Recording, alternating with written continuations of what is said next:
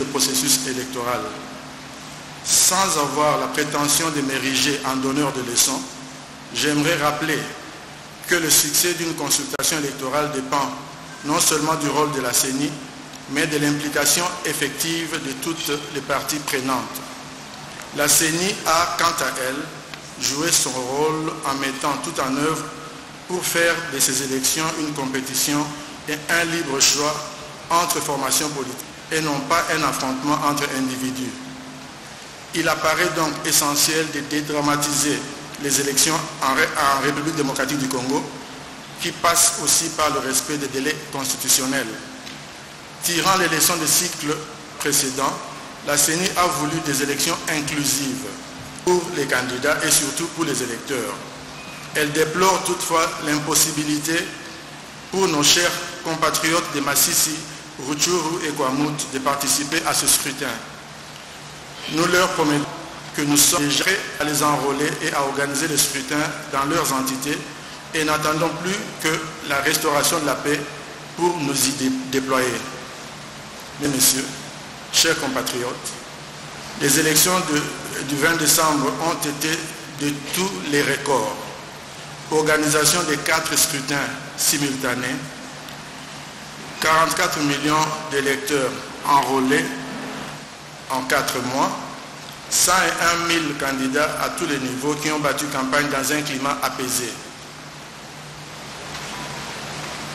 Évidemment, cela n'a pas été sans mal.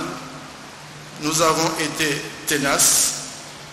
Nombreux ont été ceux qui ne croyaient pas que nous relèverons le défi d'un scrutin tenu à bonne date, dans les délais constitutionnels et conformément aux objectifs inscrits dans notre plan stratégique adopté en juin 2022, soit seulement 3 mois après l'installation de l'équipe dirigeante de la CENI. Si la quasi-totalité des acteurs politiques ont tous renoncé à boycotter les élections, c'est parce qu'ils ont en définitive confiance en la CENI. À elle seule, l'inclusion ne suffit pas pour évaluer la qualité d'un processus. Voilà pourquoi la CENI fait de la transparence une de ses valeurs majeures et l'a montré par l'intensité de sa communication avec les partis politiques, les candidats présidents, les organisations de la société civile, les jeunes, les femmes, les partenaires internationaux et les médias.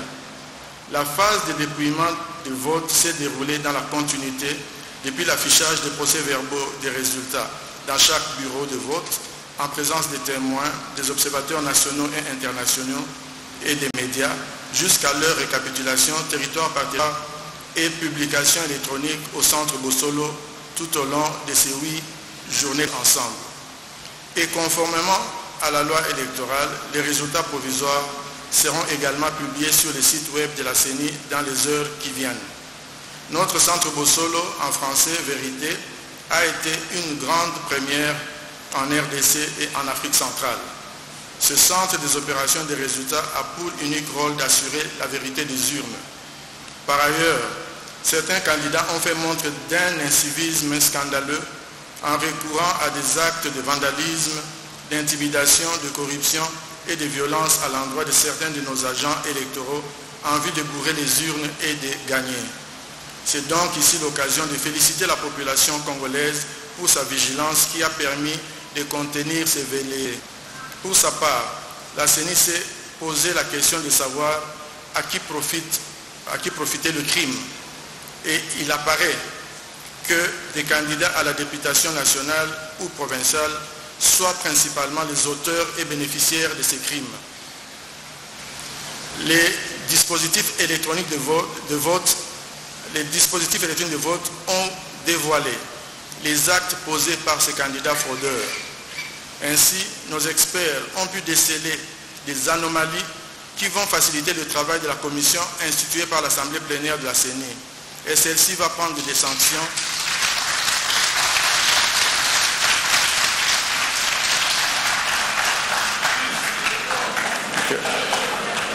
Ainsi, nos experts ont pu déceler des anomalies qui vont faciliter le travail de la commission instituée par l'Assemblée plénière de la CENI. Et celle-ci va prendre les sanctions qui s'imposent à l'encontre de ces candidats fraudeurs.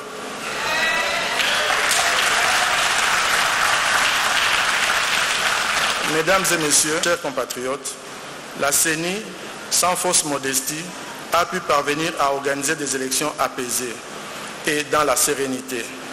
La campagne électorale de 2023 n'a rien à envier à celle de 2006, 2011 ou encore de 2018.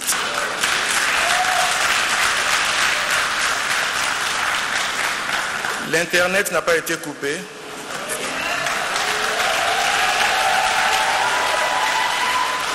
Et les Congolais ont continué à vaquer à leurs occupations dès le lendemain du jour de vote.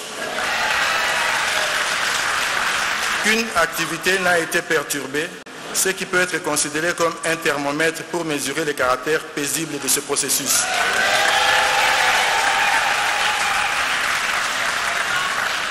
Je vais publier les résultats provisoires de l'élection présidentielle. Il y avait 26 candidats, un seul est élu. Les compétiteurs malheureux doivent accepter le jeu démocratique et en tirer les conséquences. Nous que peuple à l'esprit, bien plus qu'un poste électif, c'est l'existence et la stabilité de la République démocratique du Congo. Ne fragilisons donc pas notre pays. Et je m'en vais de lire la décision 130 CENI/AP/2023 du 31 décembre 2000 pour publication des résultats provisoires de l'élection du président de la République du 20 décembre 2023.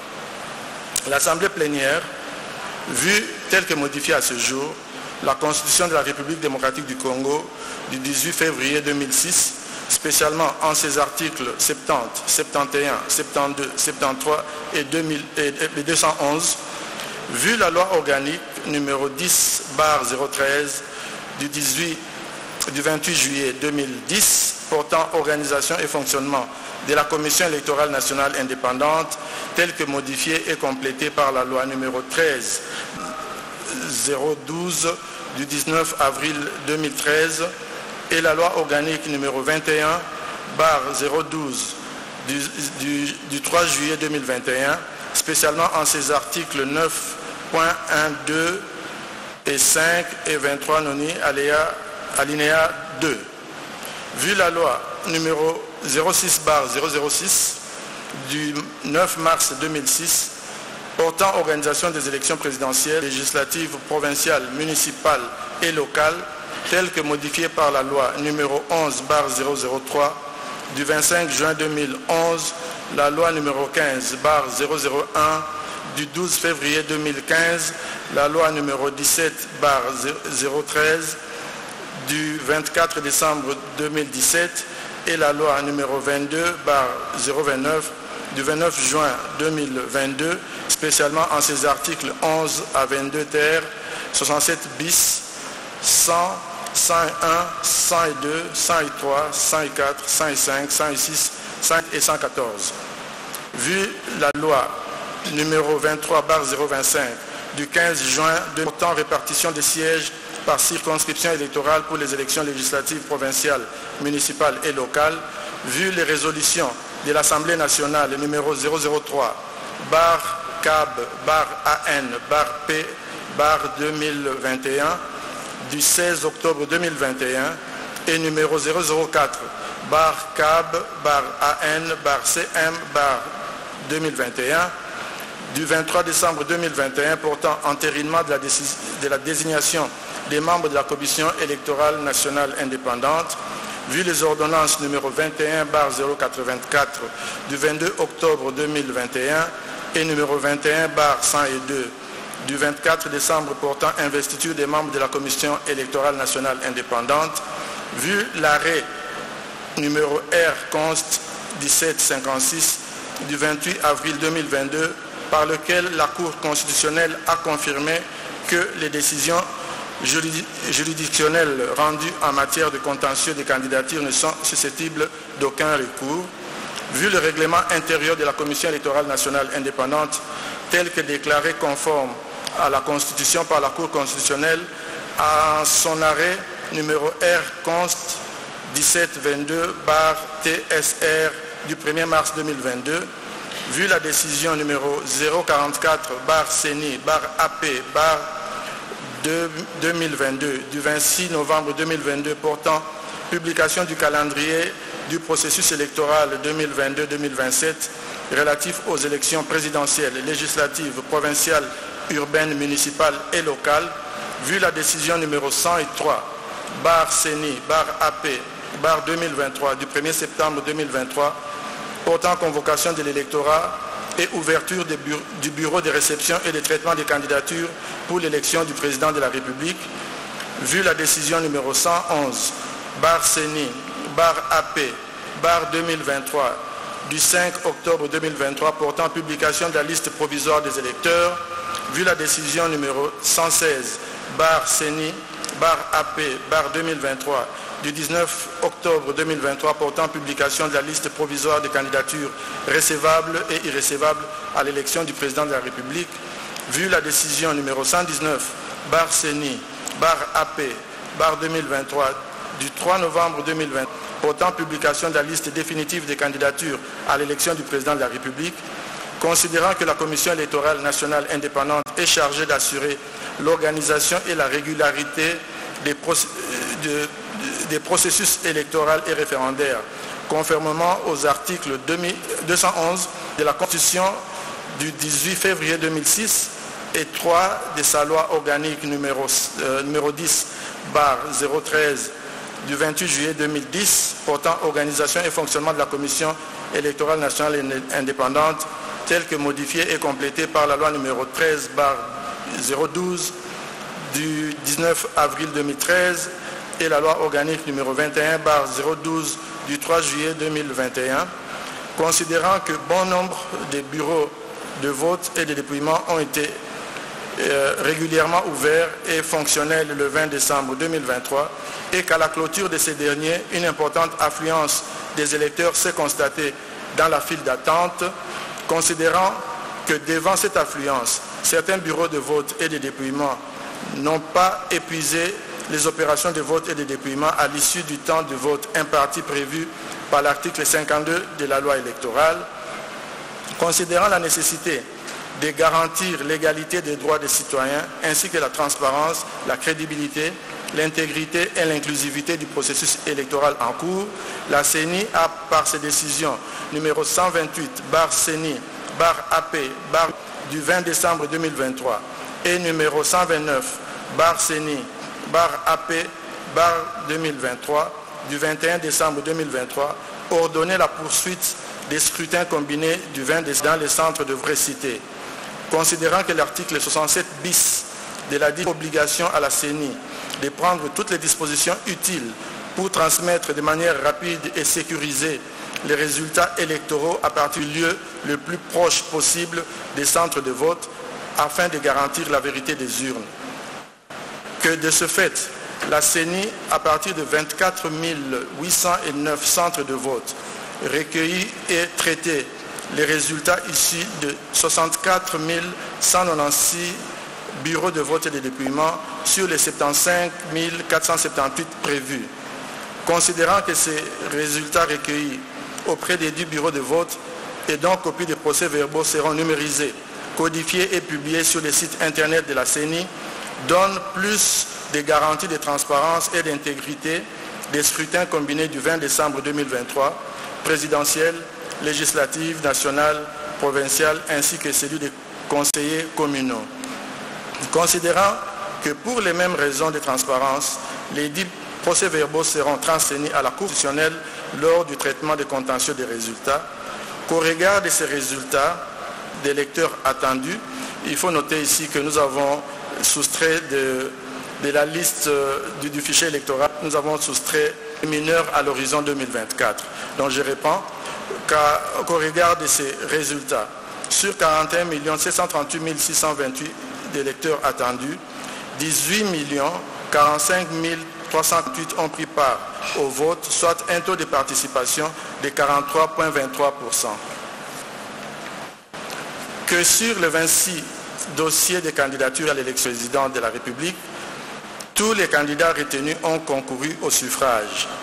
Après débat et délibération, décide, article 1er, les résultats provisoires de l'élection du président de la République tenue en date du 20 décembre 2023 se présentent comme suit. Candidat numéro 1, Rajabo Tebabo Sobo, voix obtenue 70 109, soit 0,39%. Candidat numéro 2, Mutamba Tungunga Constant, du parti DIPRO, avec voix obtenue 36 312, soit 0,2% ou 20%, 0,20%. Candidat numéro 3, Katumbi Chapwe Moïse, de la liste de Ensemble, voix obtenue 3 258 538, soit 18%,08%. Candidat numéro 4, Sesanga Hipungu Dja Kaseng Kapitu, de la liste de Envol, obtenu 7 833 et 0,10%. Candidat numéro 5, Anzuluni Isolekechi Florière, candidat indépendant ayant obtenu 13 750 voix, soit 0,08%. Candidat numéro 6, Baende Etafe Eliko Jean-Claude, candidat indépendant, obtenu 25 651 voix, soit 0,14%. Candidat numéro 7, Bolamba Tony Cassius, indépendant, avec 6 326, soit 0,04%. Candidat numéro 8, Boussé Falay Georges, candidat indépendant, ayant obtenu 5 313 voix, soit 0,03%. Candidat numéro 9, Ifoku Mputa Mpunga, indépendante, 15 313 voix, soit 0,08%.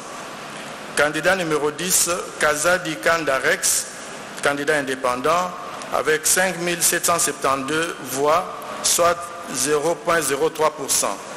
Candidat numéro 11, Kikuni Massoudi 7, candidat indépendant, avec 8 639 voix, soit 0,05%. Candidat numéro 12, Majondo Moi Patrice, candidat indépendant, avec 15 865 voix, soit 0,09%. Candidat numéro 13, Maslou Anedou André, candidat indépendant, ayant reçu 14 013 voix, soit 0,08%. Candidat numéro 14, Moudekereza Bassimwa Justin, candidat indépendant, avec 7 576 voix, soit 0,04%. Candidat numéro 15, Mukwege Mukengereni, candidat indépendant, avec 39 728 voix, soit 0,1%. Candidat numéro 6, Ngalasi Kourisini Agri, candidat indépendant, avec 37 535 voix, soit 0,21%.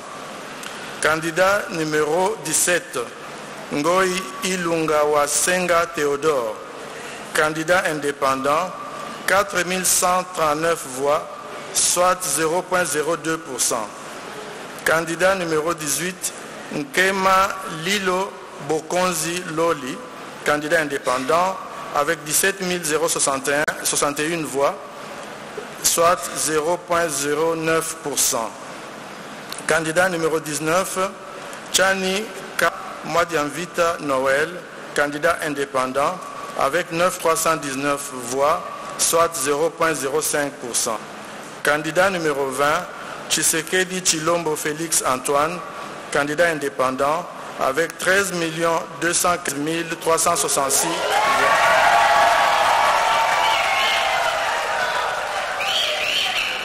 Soit 73,34%.